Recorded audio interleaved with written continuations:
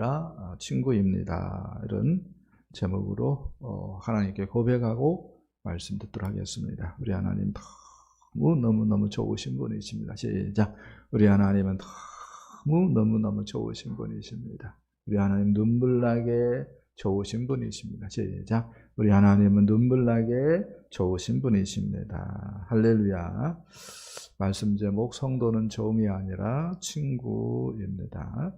공자의 동문선습이라고 하는 글이 있어요. 이 동문선습에 따르면은 익자사무가 나옵니다. 익자사무.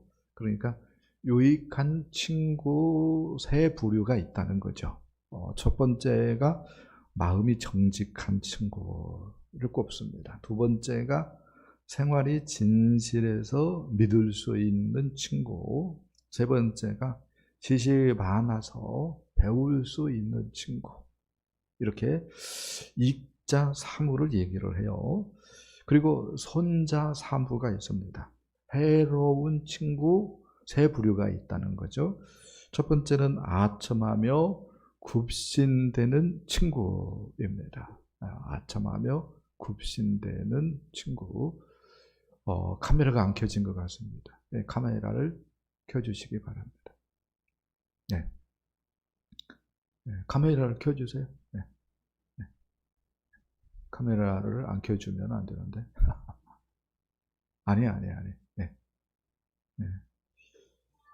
예, 이제 조금 있으면 켜집니다. 예, 켜졌습니다. 네, 감사합니다. 자, 네. 손자사무가 있는데, 손자사무의 뜻이 뭐라고 그랬어요? 해로운 친구 세 부류입니다. 첫 번째가 아첨하며 굽신대는 친구. 두 번째가 순박한데 성실하지 않는 친구. 세 번째는 치우친 사상으로 치우친 사상이 있어요. 그래서 말만 그럴듯하게 하는 친구. 한 분야의 박식이에요. 근데 나머지는 뭐 별로예요. 근데 그 분야의 지식 가지고 막 떠들어야 된다는 거죠. 해롭다는 겁니다. 나는 어떤 사람일까 생각해 봤으면 좋겠어요. 그리고 내 친구는 어떤 사람일까? 그리고 나는 그 친구에게 어떤 사람일까 생각을 좀 해봤으면 좋겠습니다. 세상은 공자의 가르침처럼 나에게 익자가 아니면은 가차없이 외면해 버리는 것이 인지상정이죠.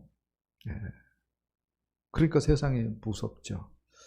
그런데 예수님은 우리가 혈연도 아니고 또 익자도 아니고 선인도 아니고 의인도 아니고 오히려 죄인이었는데 우리를 위해서 십자가를 지셨고 대신 죽으셨다고 성경은 말씀을 합니다. 그리고 로마서 5장을 보니까 하나님이 우리를 독생자 예수 그리스도를 보내서 사랑하신 때가 나오는데 첫 번째가 연약할 때 이렇게 얘기를 합니다. 연약할 때 이 말은 어떤 말이겠어요? 무익할 때, 해로울 때, 하나님 편에서 볼 때. 그 다음에 죄인 되었을 때, 우리가 죄인 되었을 때에. 그 다음에 세 번째가 우리가 원수 되었을 때에, 원수로 행하고 있었을 때에 하나님께서 독생자 예수 그리스도를 보내주셨다. 그리고 예수님은 우리 죄 문제를 해결하기 위해서 험한 십자가에 달려 물과 피를 다 쏟아 주셨다라고 말씀을 하고 있습니다. 신앙생활이 뭐냐? 바로 이 황송한 예수님을 또 이 황송한 하나님을 인격적으로 모셔드리고 그분과 관계를 맺음으로 시작되어지는 것이 신앙생활이다라고 이야기할 수가 있겠습니다. 황송한 예수님, 황송한 하나님과 인격적 관계를 맺음으로 시작되어지는 것. 그게 신앙생활입니다. 인격적 관계라고 얘기해서요, 나만 예수님을 알고 예수님은 나를 인정 안 해버리면은 인격적인 관계가 아니다고 그랬습니다. 내가 하나님을 불러요. 근데 하나님은 나를 인정하지 않아요. 그러면 뭐요? 인격적 관계가 아니다고 했습니다. 이렇게 얘기하고 싶어요. 예수님과 우리와의 관계, 신앙 생활은 인격적 관계로부터 시작되어지는데, 오늘 본문은 예수님과 우리와의 관계를 바람으로 시작이 되어지고 있다, 이렇게 얘기할 수가 있겠습니다. 먼저 오늘 본문은 성도는 이제 더 이상 종이 아니다. 성도는 더 이상 종이 아니다라고 가르쳐주고 있습니다. 우리 15절 말씀을 한번 읽어봅시다. 시작.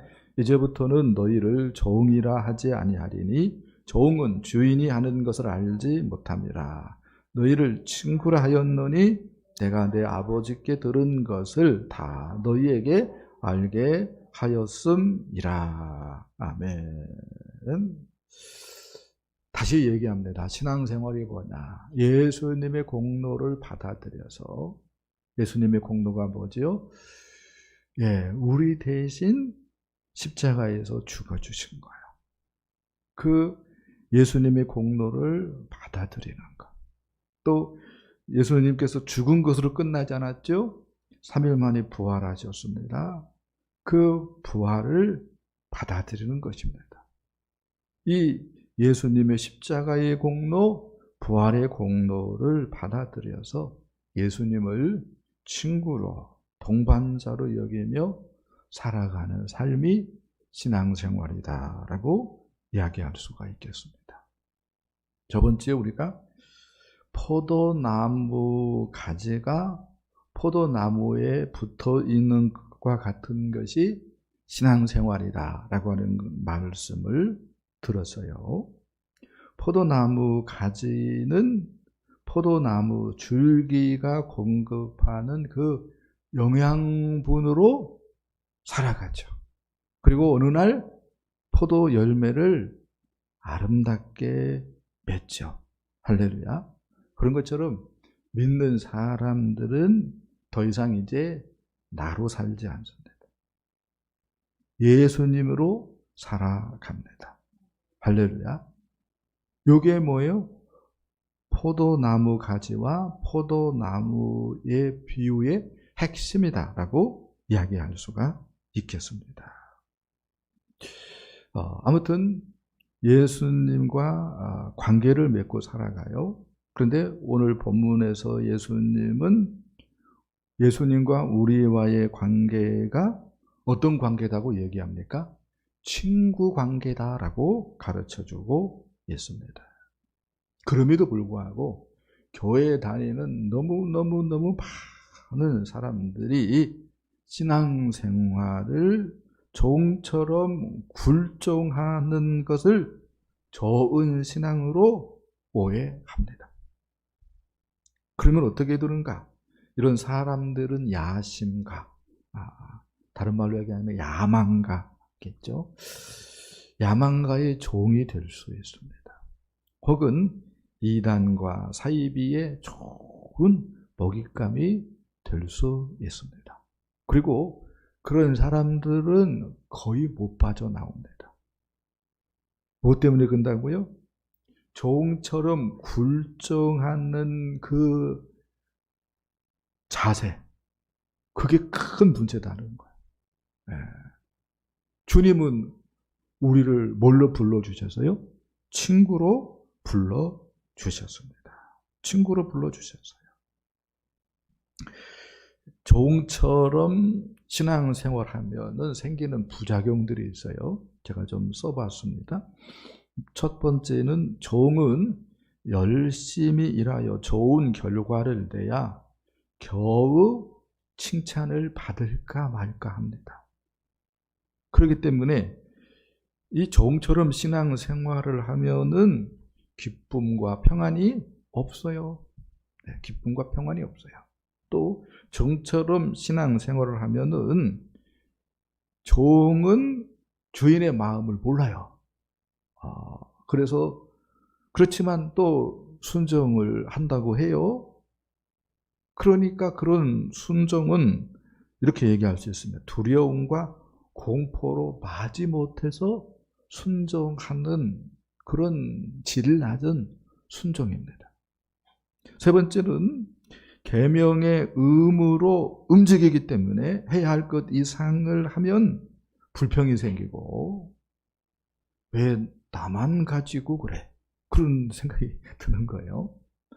해야 할 일을 했을 때에 적절한 보상이 주어지지 않으면 또 뭐예요? 네, 불평과 불만이 생깁니다. 그래서 하나님 이러깁니까? 이렇게 나가는 거예요. 그 다음에 네 번째입니다. 감사와 자원하는 마음이 아니라 보상과 대가로 움직입니다. 그래서 전도를 하라고 하는데 금반지를 걸고 네. 전도는 해야 되죠. 그런데 왜 전도해야 되죠? 하나님의 마음을 내가 품어가지고요. 지옥으로 떨어지는 영혼들을 보면 눈물이 나서 마음이 찢어지는 것 같아서 복음을 전하지 않고는 견딜 수 없어서 사랑을 베풀고 복음을 전하는 것입니다. 그게 옳은 거예요. 금반지 입고 뭐 제주도 여행권 주고 성지순례 보내주고 하니까 전도하는 게 아니고, 다윗교회는 재정이 넉넉해도 그렇게 돈을 안 쓸 겁니다. 네, 제가 그렇게 할 거예요. 네, 아무튼 우리가 신앙생활을 이렇게 종으로 생각을 하고 신앙생활을 하면은 큰 손해인 거죠. 오히려 우리를 친구로서 여겨주시고 친구로서 초대하신 예수님의 황송함에 인격적으로 반응할 수 있어야 됩니다. 그리고 이 인격적 반응에 있어서 중요한 요소가 있는데, 나는 하나님 보시기에 보배로운 존재다라고 하는 생각입니다. 나는 하나님 보시기에 보배로운 존재. 이 보배로운 존재, 요 말이 오마이 달링입니다. 오해하면 안 돼요. 또 어르신들 달림이로 얘기했다고 또 오해하면 안 됩니다. 오, 내 사랑, 그런 말이에요. 하나님이 우리를 그렇게 여겨주신다고요. 이렇게 얘기할 수 있습니다. 나를 어떻게 볼 수 있어야 되냐면요, 나는 예수님 짤이다라고 생각을 해야 됩니다. 흰머리가 나고 머리가 빠지고, 그래서 주변머리도 없고 소갈머리까지 없어진다 할지라도 나는 예수님 짤이다. 예수님을 하나님께서 보내서 나를 구원했기 때문에 나는 예수님 짤이다. 요 생각을 해야 됩니다. 할렐루야. 더 나아가서 나는 예수님의 사랑받는 아내다. 요 생각을 해야 됩니다. 예수님이 여전히 뭐 한다고요? 사랑하는 아내다 라고 생각을 해야 된다고요. 아내는 하나밖에 없는 사랑의 대상이죠. 그렇죠? 아내가 둘이면은 어떻게 해야 됩니까? 여자들 입장에서 보면 때려 죽여야 되죠. 그렇잖아요. 하나님도 마찬가지입니다. 우리 주님도 마찬가지입니다. 세상에 하나밖에 없다고 생각하고 우리를 사랑하는 분이 누구예요? 우리 주님이십니다.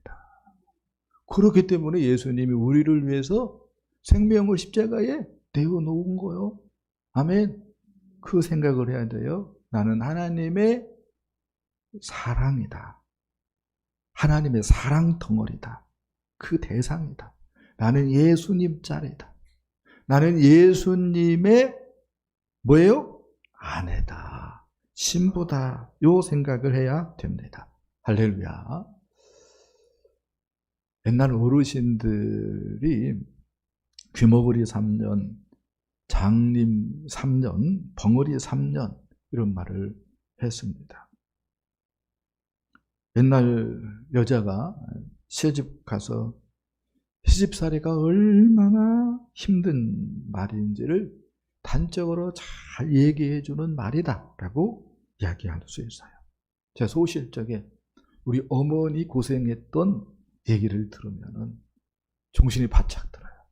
2시 반에 일어나가지고 절구통에 보리쌀을 찧어서 부터 시작을 해가지고 그렇게 뭐예요? 시집살이도 하고 고생을 많이 하셨더라고요. 그런데 그 어려운 시집살이도 남편의 사랑을 받으면 그 10년의 세월이 훌쩍 지나가 버립니다. 할렐루야. 이 세상이 살아가야 만만치 않죠. 그런데 하나님이 우리를 사랑하십니다. 우리 주님이 우리를 사랑하십니다. 아멘. 그게 느껴지면, 그게 믿어지면 세상은 살만한 것입니다. 아멘. 당신은 사랑받기 위해 태어난 사람, 지금도 그 사랑 받고 있지요. 당신은 사랑받기 위해 태어난 사람, 지금도 그 사랑 받고 있지요. 아멘. 이 찬송을, 이게 찬송이에요.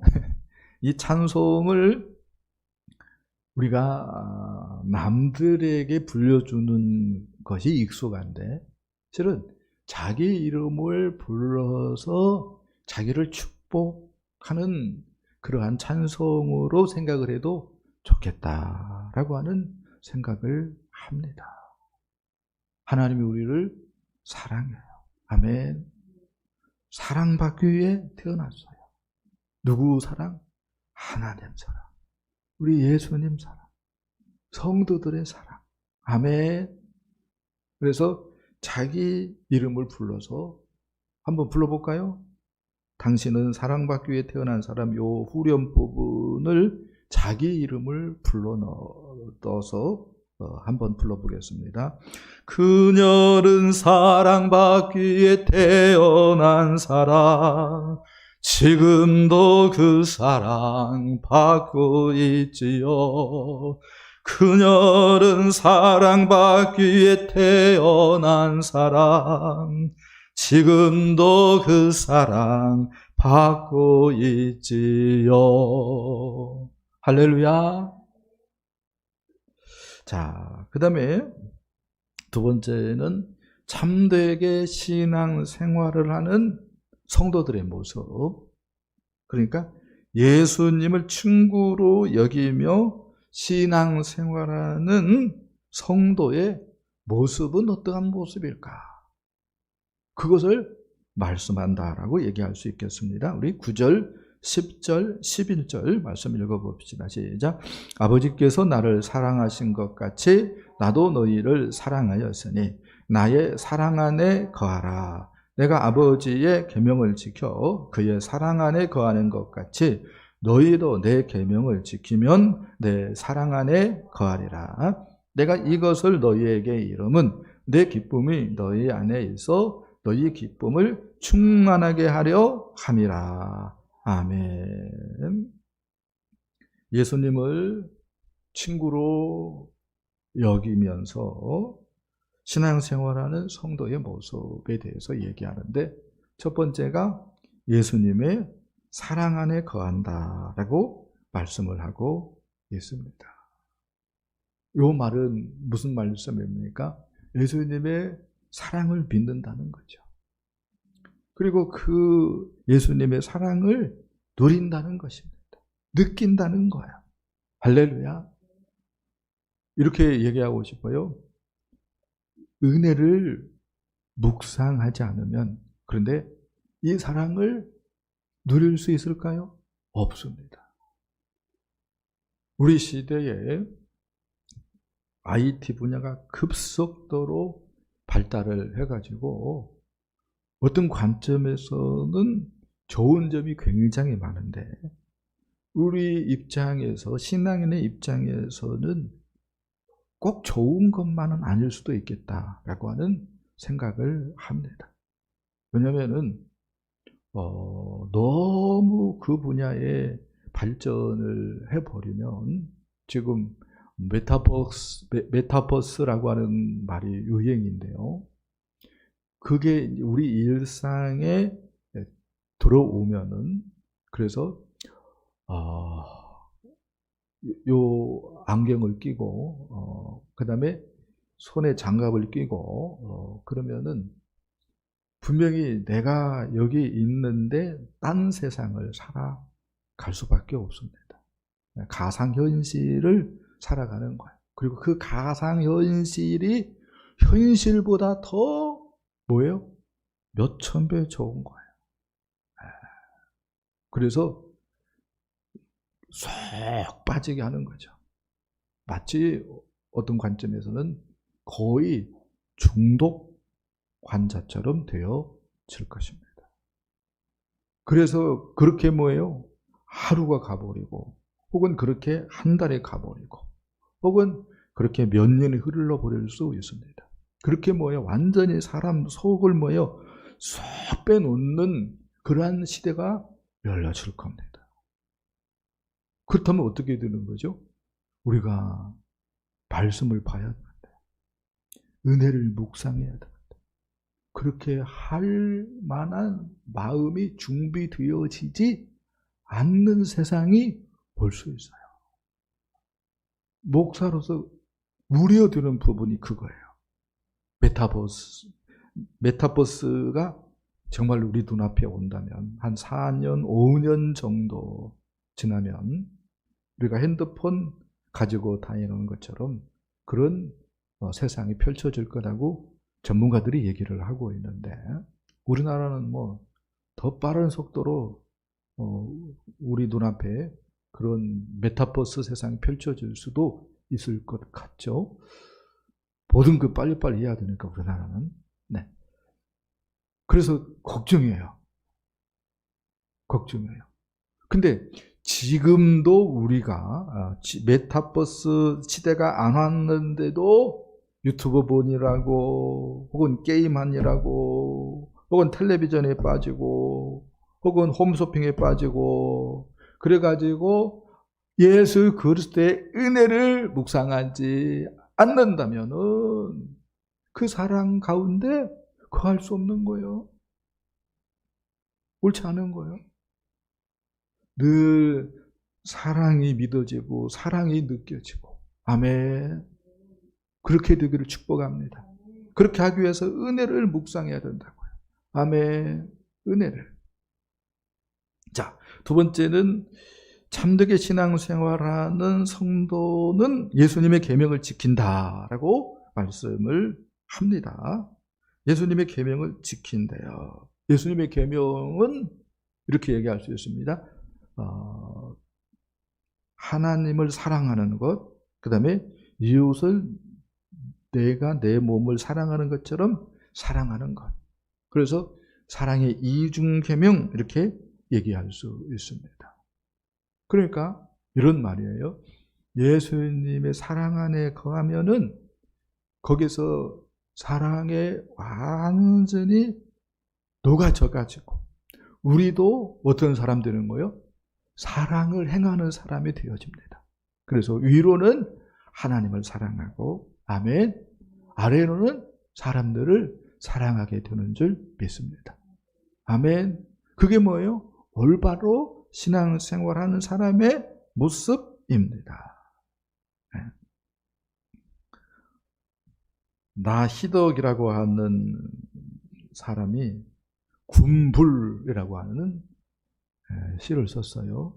군불, 굉장히 촌스러운 단어죠. 촌에만 있는 그런 말인데, 시가 이렇습니다. 단 한 사람의 가슴도 제대로 짚히지 못했으면서 무성한 연기만 내고 있는 내 마음의 군불이여, 꺼지려면 아직도 벌었느냐. 사랑이 사람이 되어야 되는데 오히려 사랑이 아니라 누군가의 마음을 아프게 해요. 그래서 속으로 눈물 짓게 해요. 그러면은 올바른 신앙인이 아니라고 얘기할 수 있어요.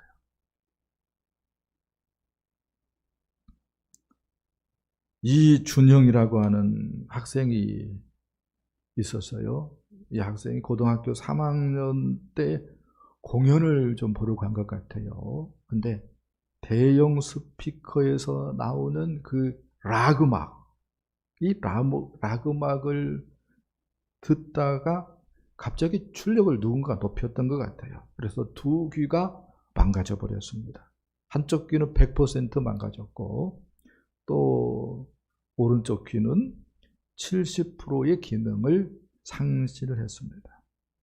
그러다가 대학교 2학년 때 알바를 하다가 공사장의 진동음으로 그 30% 남은 것도 다 망가져 버렸습니다. 병원에서 농아라고 하는 판정을 내렸어요. 청천벽력이었죠. 농아라고 하는 부끄러움에 세상에 적응도 못하고 아무 소리도 들을 수 없게 되어가지고요. 이준영이라고 하는 사람은 자기를 학대하면서 스스로 서서히 자기를 죽여가고 있었습니다. 술로, 방탕으로, 반항으로, 또 마음에는 원망과 미움으로 그렇게 자기 자신을 죽여가고 있었습니다. 그러던 어느 날 그의 마음속에 예수님이 찾아왔다고 합니다. 그의 말에 의하면은 바깥의 소리가 안 들리는 대신에 예수님의 음성이 똑똑히 들려왔다고 합니다. 예수님이 이렇게 말씀했다고 해요. 내가 너를 위해서 고난을 당했다. 너를 위해 십자가를 졌다. 라고 말을 했다고 합니다. 고난 속에서 사랑을 행하신 예수님의 말씀을 들으면서 시련이 형벌이 아니라 기회라고 하는 생각을 하였다고 합니다. 그러면서 용기를 내서 피해의식에서 벗어나게 되어졌고요. 그리고 어느 날 사는 이유를 깨달았다고 합니다. 그가 사는 이유에 대해서 이렇게 얘기합니다. 이제는 제가 어루만져 주어야 할 사람들이 있는 것 같습니다. 정말로 예수님과 인격적인 관계가 바로 되어지면 예수님의 사랑을 드리고, 아멘, 그 사랑을 흘러보냅니다. 아멘. 자, 세 번째입니다. 예수님의 기쁨이 가득한 사람이라고 얘기를 하고 있습니다. 잠들게 신앙생활해요. 예수님과 인격적인 관계를 맺고 신앙생활을 해요. 그러면은 뭐가 가득한 사람이 됩니까? 예수님의 기쁨이 가득한 사람이 되어집니다. 이렇게 얘기할 수 있습니다. 기쁨은 예수님의 사랑에 거할 때, 그리고 예수님의 그 사랑의 계명을 순종할 때에 비로소 우리의 것이 되어진다라고 말씀을 할 수가 있겠습니다. 그러니까 교회를 다녀요. 찬송을 많이 하면 기쁜가? 예, 처음엔 기쁘죠. 안 했을 때보다는 기쁘죠. 그런데 그것도 뭐예요? 한계가 있어요. 어떻게 해야 된다고요? 예수님의 은혜를 생각하고 예수님의 사랑을 누려야 된다고요. 아멘.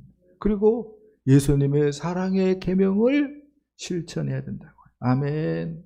그러면 내 형편과 처지와 상관없이 내 마음에 기쁨의 샘이 터져버립니다. 할렐루야.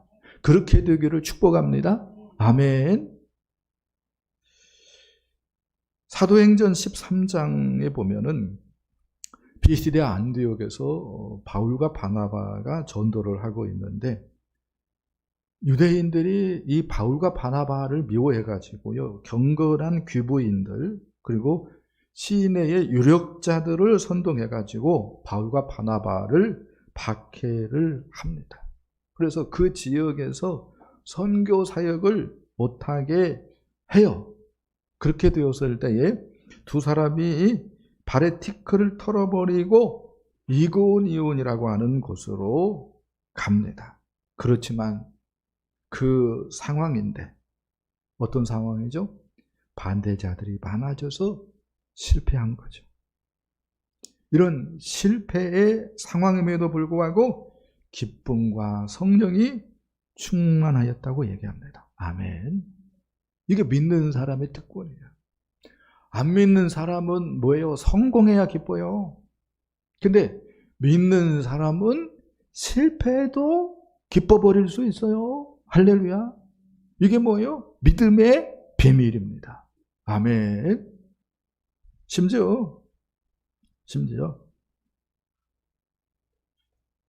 사도 바울하고 실라는 빌립보에서 전도하다가 감옥에 갇혀요.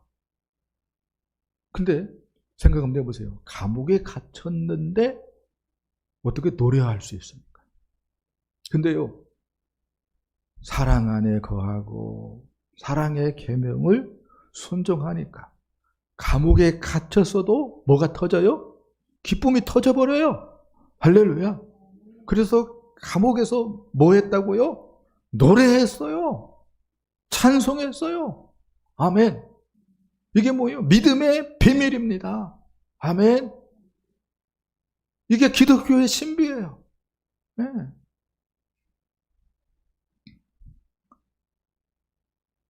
이렇게 얘기할 수 있습니다. 다윗은요, 이런 기쁨을 영겁후 경험하였다.